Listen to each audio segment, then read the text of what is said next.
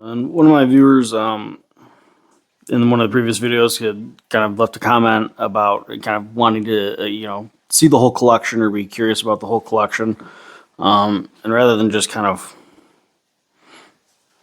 just showing it off, I guess, or going through it, I figured it's the time of year, it's springtime here. If you can hear through the mic right now, it's raining pretty heavy outside, so it's pretty humid. And a bunch of these heads have never seen any oil.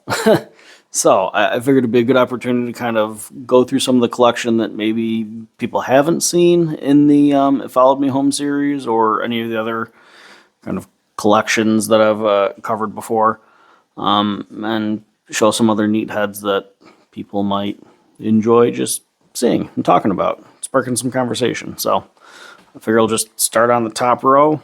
We're just starting with like the loose heads here. And this rack here is in general my keeping collection rack. I've kind of got a box for heads that I have for me that I don't mind selling or trading or if it's a really not great one, giving it away or whatever. But yeah, in general, for the most part, this is my collection rack of loose heads. So we'll go through it, just start up in this corner. And so this is one that I had found at actually one of my favorite flea markets, the one up north in Pulaski. It was on a decent handle. Unfortunately, I was pretty new into collecting, and I pulled the handle from it. I still have the handle, but yeah. So it's stamped or etched NYCS, which is pretty cool. Looks like it's got some like forge scale marks on it. I never saw a maker on it, but it looks pretty old. It's got a nice high center line. Like the geometry on it's really pretty nice. I think it's roughly a 3.5 pound head. But yeah, it's a neat one. All right, so the next one in line is this wood slasher here. So it's a Kelly wood slasher, true temper wood slasher. It's got the ridges in the eye. It's a Dayton, so it's not anything like crazy rare, but it's in good condition. Really no pitting, no significant pitting. It's just kind of the scale marks from the factory, some of the original factory paint. I don't think there's a weight stamp on the pole. It looks just kind of like the grinder marks. Yeah, it's just a nice, pretty basic, original wood slasher. Dayton pattern. Alright, so this one here was the first rockaway pattern that I ever bought. It's not in great condition at all, but it is a rockaway. So the toe's really worn. I believe it's a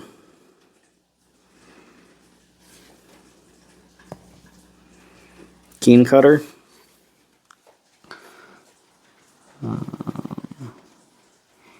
It says warranted underneath. I believe that's the usual keen cutter stamp above it. Maybe not, because this one says, looks like it says Lewiston. So maybe it may have been a keen cutter made by Mann in Lewiston, PA. So underneath the pole here, we've got the 3.2 stamp. So it started off life at 3.5 pounds. I'm sure it's much lighter than that now, but yeah, that's one that's never seen any oil. So it's worth throwing some oil on it. Like I said, it's not in the greatest of condition. When I bought it, I didn't realize it had a crack on the bottom of the lug there. The toe is really worn, so it's one that if someone really wants, I'd definitely get rid of. Kind of neat that it was my first rockaway, but I've got other nicer ones now, so I'm not too bent on keeping it. But it'll sit on the rack for now. Alright, so pull down the next 3 heads. Figures go through them one at a time.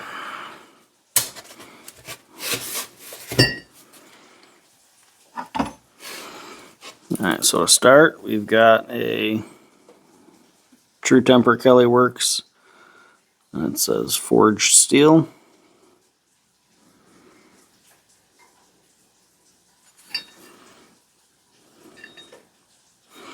And it's a fireman's axe, if you couldn't tell by looking at it. It does have an X marked on the side, so I don't know if that was a designation for a specific reason or of any kind, but on the flip side, it's got a 6, so I believe it is 6 pounds. It's definitely a heavy one. This is also another one that I regretfully never oiled at all, so I also never really cleaned it up either. So I'd like to get a longer vintage handle to hang it on at some point, because I never plan on actually using it. So it'd be cool to have it on kind of like an older vintage handle. Yeah, I'm soaking up a lot of oil.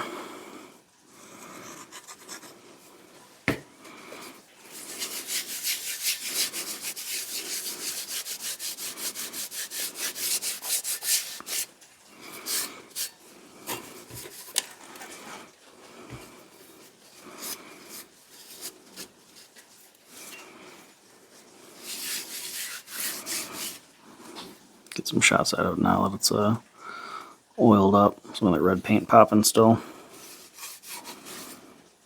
It's in pretty good condition. A little bit pitted, but no real abuse.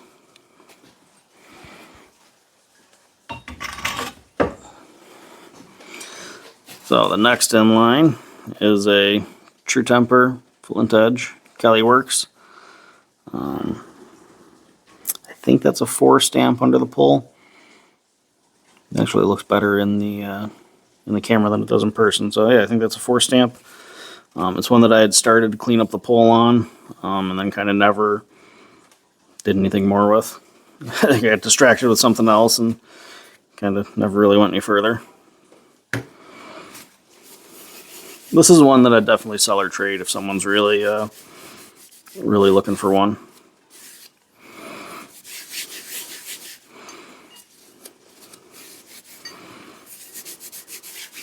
Don't really have any kind of like special story behind it or anything, so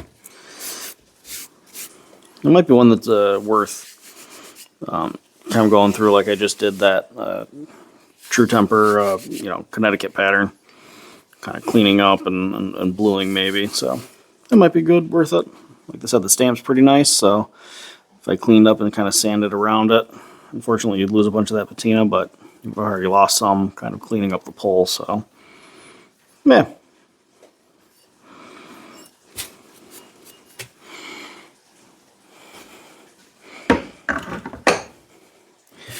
Alright, next one in order is a True Temper Kelly Works Red Warrior.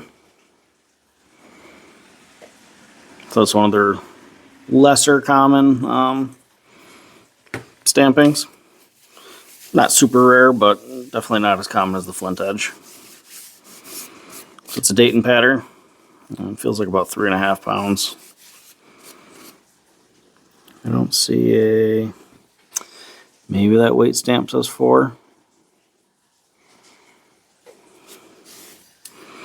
That other one, the other Flint Edge, definitely feels heavier, so this one might just be a little bit on the light side, or that other one, the other Flint Edge might actually be heavier. I should probably actually throw it on a scale at some point and weigh it, but... Oh, there we go. So that one, here we go. That looks like it's a 3.2. Yeah, definitely a 3.2. So, yeah, 3.5 pounds. So I guess that, my guess is that nick under there is just a nick or a mark from use, abuse, forging, something. Either way, it's not a weight stamp, so. Because that's very clearly the 3.5 pounds. So yeah, True Temper, Red Warrior. Red Warrior. Bit of a tongue twister. It's got some ridges in the eye. It's a nice one. It's the only Red Warrior I have in the collection, so. Alright, this one here. I've oiled this one before.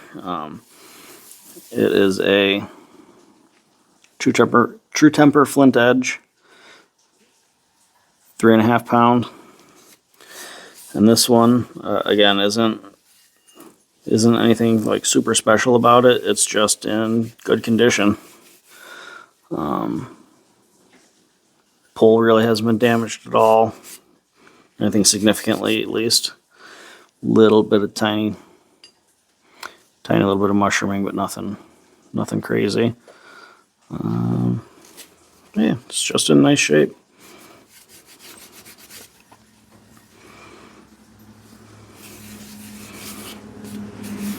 Three and a half pounds. It's probably one of the more common sizes you're going to find in heads, especially, you know, Dayton's and Michigan patterns too. So yeah, and this is a Dayton pattern. All right, pull the next 3 down.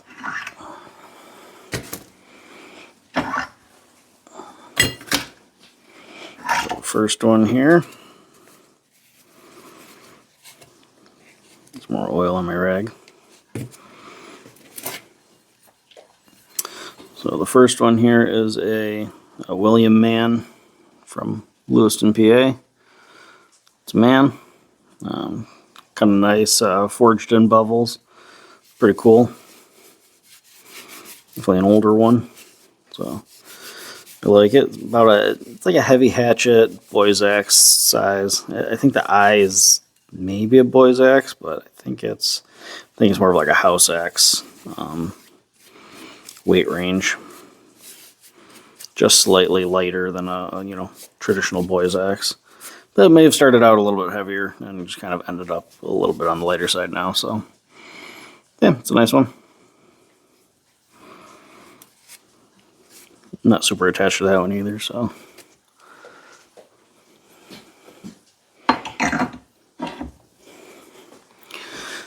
This one here is an interesting one. So it's a B&D special warranted. If I remember correctly, it's like Bigley and Dows or Dows. So that's one I hadn't oiled up yet. It was one that came in I think it was in a Followed Me Home episode. Do not remember which episode, but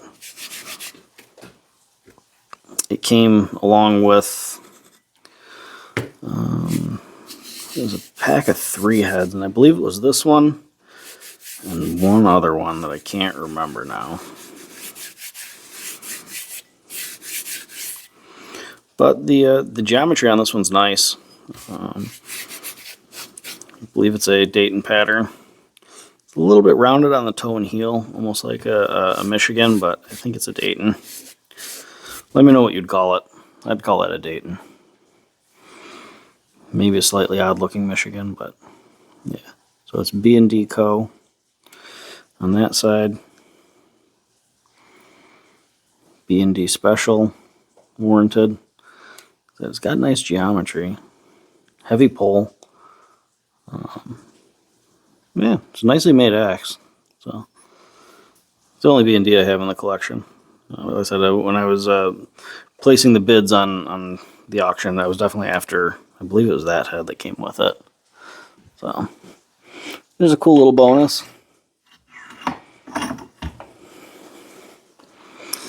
And then here, this is the World's Finest. So Kelly Works. True Temper on the flip side. So stamped FR. No idea if it was someone's personal initials, if it was some kind of department of some kind, fire and rescue, no idea. But it's a cool one. I believe it's a Connecticut pattern. I don't think it's a Tassie or Tasmanian. I think most of the Tasmanians have a different stamp on them. Not even going to try to pronounce it. The dandies. So.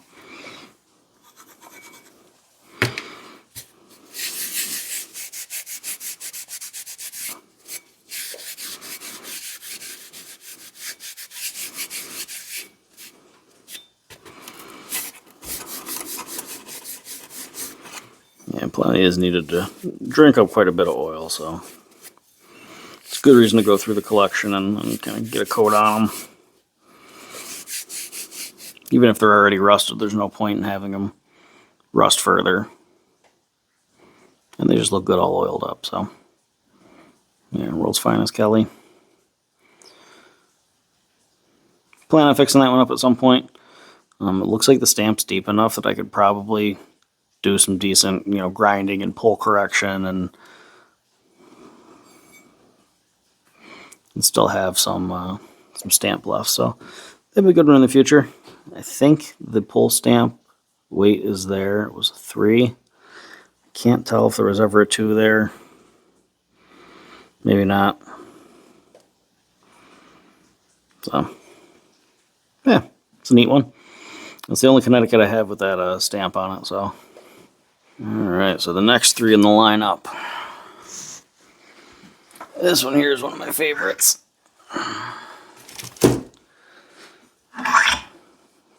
No, that's the other one. That's the third one that came in the collection. 3-pack. So this one here, I bought this forever ago. I'm glad I bought it when I did, because what I would have to pay for it now to get the same exact head would be stupid amounts. So this is a True Temper Flint Edge Kelly Works rafting pattern.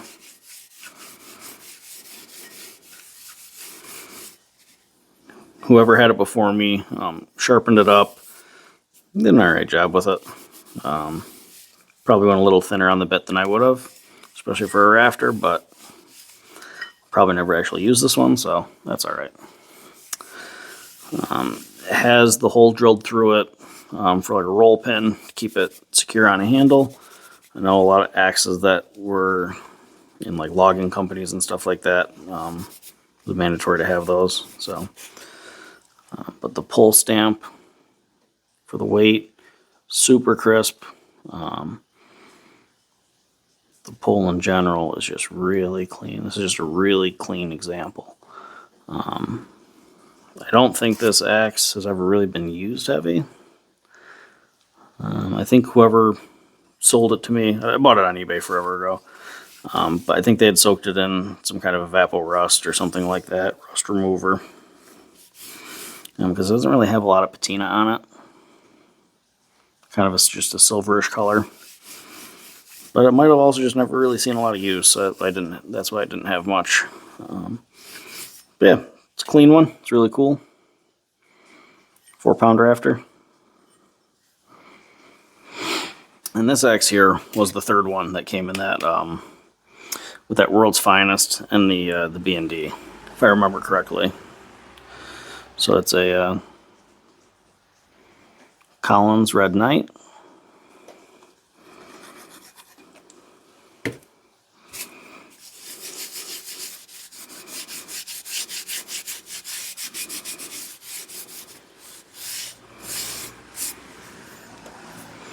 Got a bit of toe jam. If you're not familiar with that term, it's just where the toe is worn back. But other than that, it's not in terrible, terrible shape.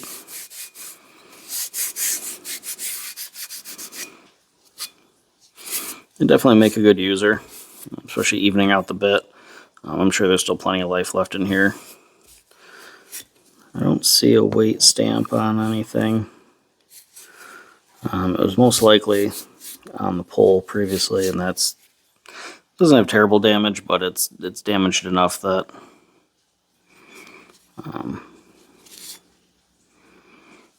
yeah, the pole's damaged enough that I don't think any weight stamps. I'm not gonna find any kind of remaining stamps on there. So yeah, this is a nice one. Again, it was in a 3-pack of heads that I was looking for that one specific one in, so I don't have any kind of real particular attachment to this one, so I'd let it go if, you know, someone really wants it. This one I picked up. I think it was definitely in It Followed Me Home video. I have not done anything with it, obviously. And I'm pretty sure in the It Followed Me Home video, it was not this flash rusted, so should have probably coated it back then, but this one was definitely soaked in something, vinegar, evaporust, something like that. No patina left on it. That's all right. I planned on fixing this one up at some point, you know, sanding it, cold bluing it, all that, but just haven't done it yet.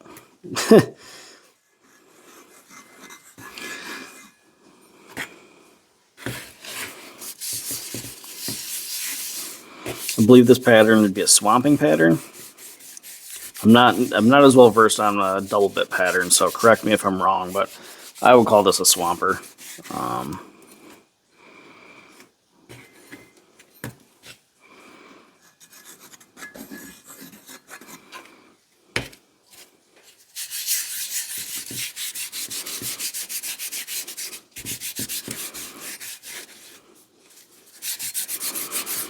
Yeah, this isn't one that I'm particularly attached to. It was just a really good deal when I bought it, so couldn't pass it up. But it is a true temper, you know, handmade Kelly Works. It's not one of the just, you know, standard stamping like this. It doesn't have anything, nothing crazy on the flip side or anything. It's just a pretty standard logo, but still a handmade one, so that's pretty cool. Alright, so the next three.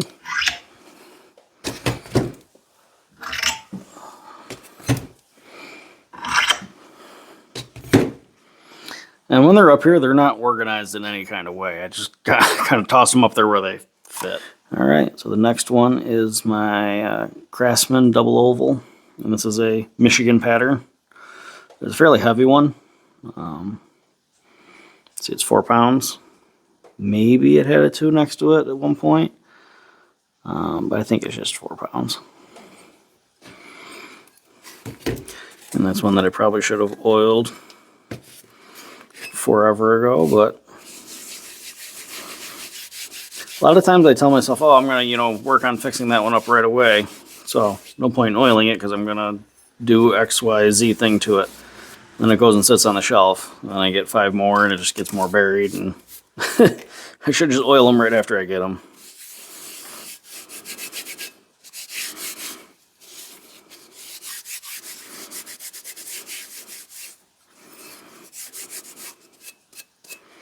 It's a little pitted, but still a cool one. It's my favorite Craftsman stamp, so this one was in my Craftsman collection video, I believe. So, yeah. It's a nice one. Nothing super special about it. Just an old Craftsman, Michigan. Next one is a Dunlap.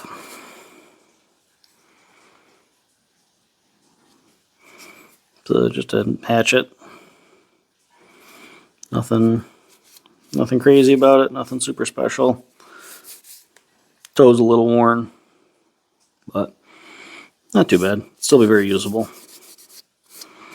Pitting's really not bad at all.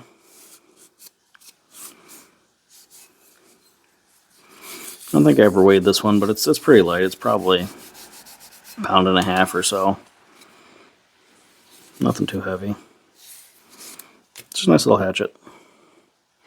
This one actually came on the handle for this one was the one that I used for the handle repair video, where I glued it all together. The one was split in a bunch of different locations. So yeah. All right, now another Craftsman double oval.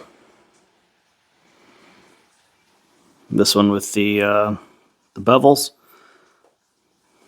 The bottom is stamped F3. I believe that's the only stamping I found on it. Don't think the pole has a weight stamp. When I had bought this one on eBay, someone or the seller had cleaned up the pole just a little bit. Thankfully, when they did it, they didn't touch the stamp at all, so I think it's a good candidate to clean up further in the future, which was my plans and why I hadn't oiled it. But we'll oil it now.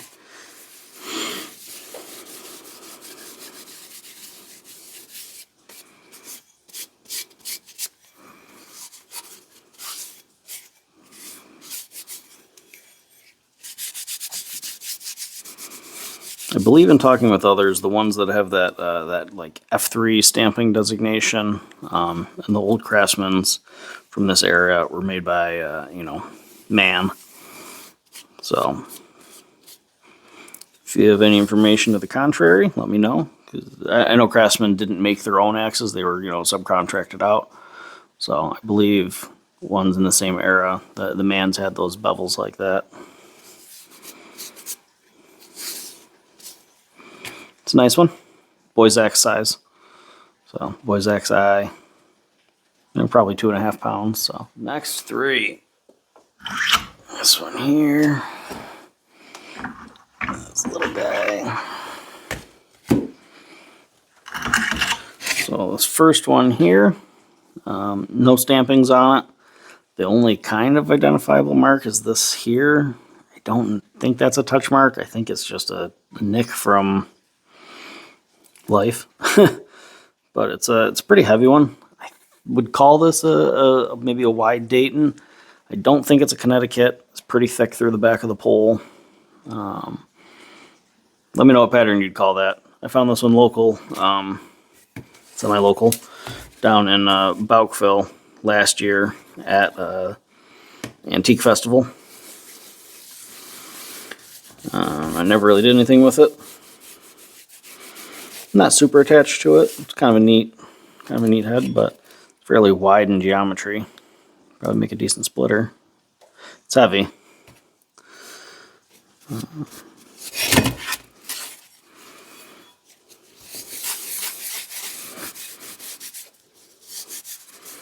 Again, picked it up for a decent price in person down at the festival, so couldn't pass it up. I bought it along with a few other axes at the time, so I believe it was also in one of my It Followed Me Home videos from that same time. Yeah, it looks good all oiled up.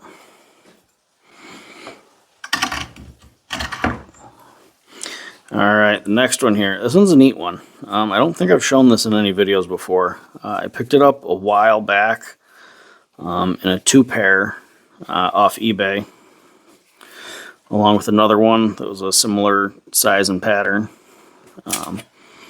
But it's a neat little like belt hatchet. It's definitely older. It's got a square eye. It's in really nice condition. Yeah, a little bit of pitting, but overall, really nice.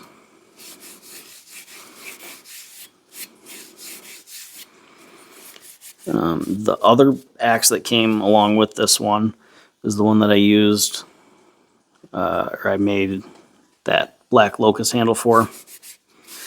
I'm sure I've shown that in other videos. I can't remember exactly what video, but if not, we'll get to that in the collection down the road. But yeah, it's a neat one. I got a good deal on both of them. It's a neat one to have in the collection. I think it's just under 2 pounds, so it's like a heavy hatchet size. No stamping or marks on it.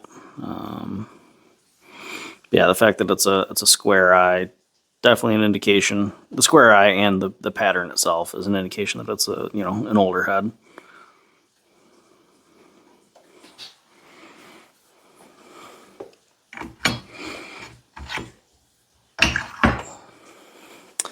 And then speaking of older heads, this is definitely an old one.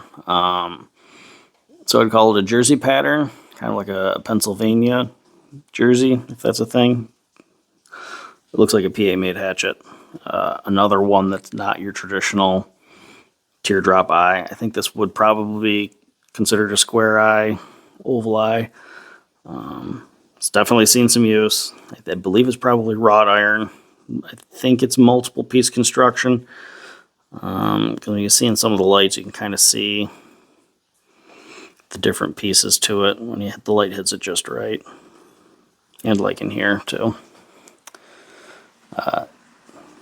The inlaid bit is kind of poking out in the center here. But yeah, it's an interesting one. I could not find any maker's marks on it, especially with how heavy the pitting is. But it's a neat pattern. It's a neat axe. It's a heavy one. Big pull on it. Real heavy pull. You know, roundish lugs.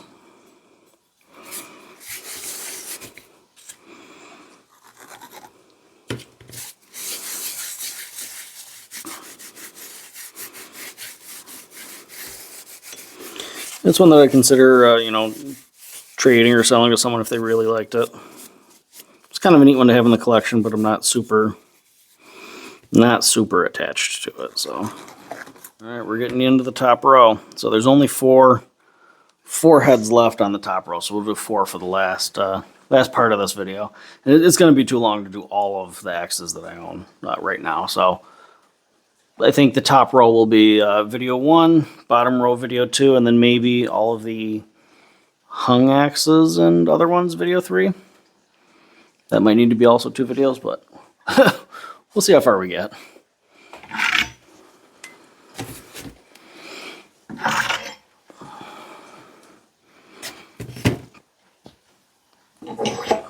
Alright, so if you've watched the channel, you know I'm a big fan of plums.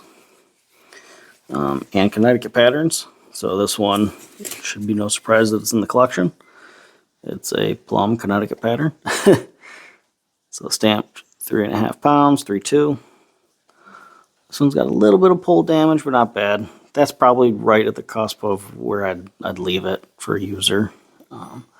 This is one that doesn't really have deep pitting at all, so I think it would clean up really nice if I wanted to, you know, do a full sanding and polish or blue on it. And I just really love the Plumb Connecticut patterns. I like the high center line on them. They look nice. They just seem to be really well made. So yeah, this is one that I had gotten and cleaned up a while back. I think this is the one that I had in the short video, or the YouTube short of me cleaning up the head.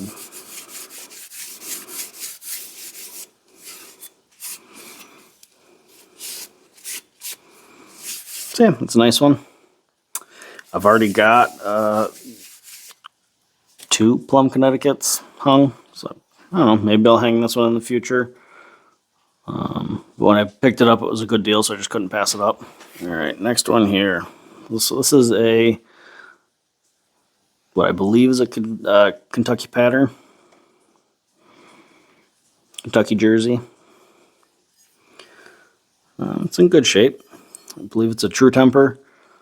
Probably a wood slasher. Or the likes, just because of the ridges in the eye.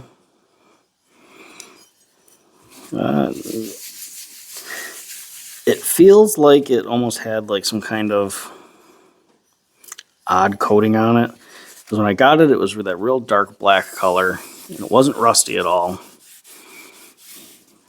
But it almost feels like it was varnished or something. I don't know.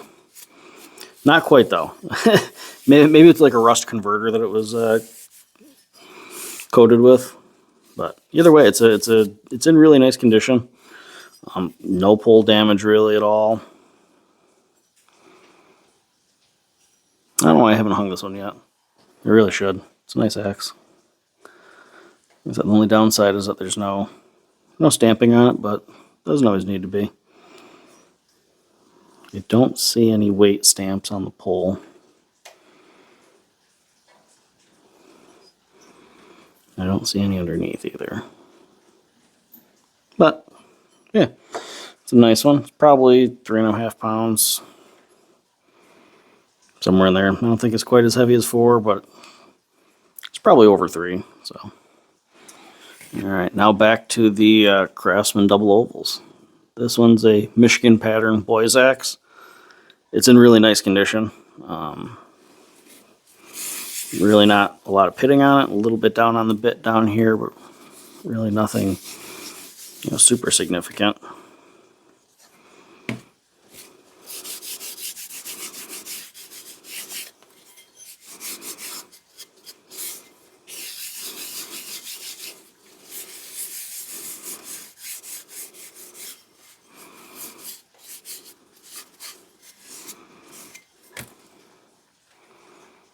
I'll bring in for that double oval look.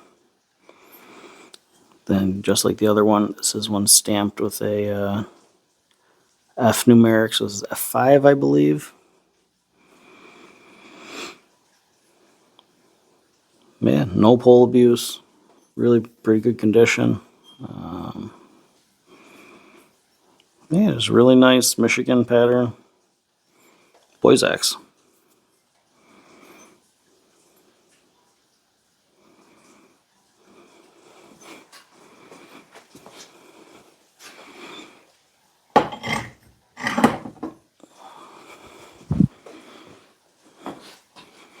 Alright, another one of my favorites. Double oval Craftsman again. This one, really, really clean condition. That pole has just no damage on it whatsoever. When I got it, there was a little bit of red paint on here.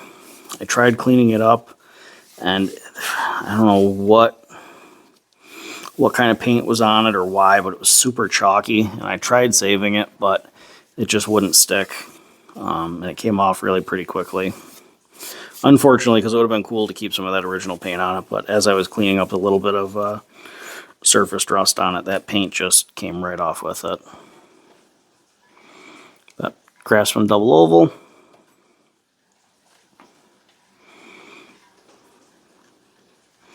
This one, unlike the others, does not have a F stamp on it.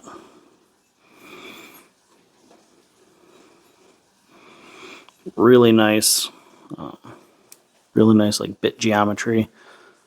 Nice high center line, goes down to a nice keen edge. Really like this head. Someday I'd love to find a vintage Craftsman, either boys axe or house axe handle to put it on. So it's just going to kind of kick around until then. Yeah.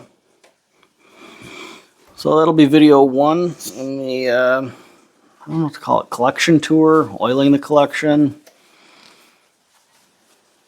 maintenance, I don't know. I'll come up with something. And if you're watching this video, you clearly already saw the title, so. It'll be part 1. Like I said, it's too much going on for it to be all in one video, so do it in some multiple parts. Hopefully you enjoyed taking a peek at the collection so far.